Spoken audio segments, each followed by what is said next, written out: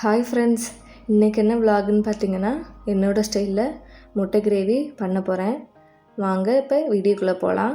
இது போல் ஒரு பாத்திரம் எடுத்துக்கோங்க. பாத்திரம் சூடானதும் எண்ணெய் சேர்த்துக்கோங்க. ஒரு கிராம்பு, சின்னதாக பட்டை, பிரியாணியில் சேர்த்துருக்கேன். 1/2 ஸ்பூன் போல் சோம்பு சேர்த்துருக்கேன். ஒரு பெரிய சைஸ் பல்லாரி வெங்காயம் கட் பண்ணி எடுத்து வச்சுருக்கேன். ஒரு கொத்து கருவேப்பிலை எடுத்து வச்சுருக்கேன். ரெண்டுத்தையும் உள்ளே சேர்த்து நல்லா இது போல் வதக்கி விட்டுக்கலாம். இந்த சைடு ஒரு மிக்ஸி ஜார் எடுத்திருக்கேன்.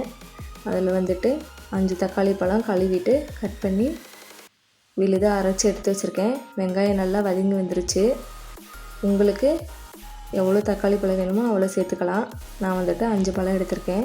இப்போ அரைச்சி வச்சுருக்க தக்காளி விழுதையும் இதில் சேர்த்து நல்லா கலந்து விட்டுக்கலாம். நம்ம தக்காளியை கட் பண்ணி சேர்க்காம இது போல் அரைச்சி விழுதாக சேர்த்துருக்கோம்.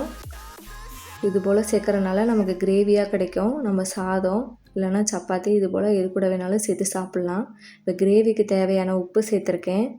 1/2 ஸ்பூன் போல் மஞ்சத்தூள் சேர்த்துருக்கேன். நல்லா கலந்து விட்டுறலாம். மூடி போட்டு ஒரு 10 நிமிஷம் போல் சிம்மில் வச்சு குக் பண்ணி எடுத்துக்கலாம்.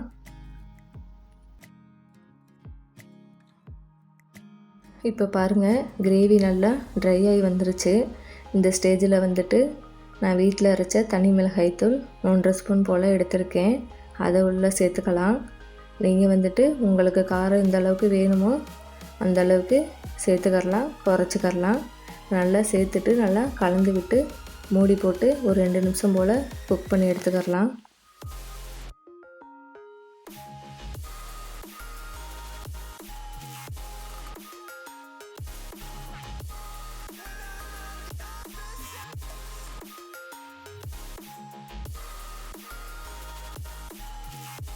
நீங்களும் இது போல் உங்கள் வீட்டில் செஞ்சு பாருங்கள்.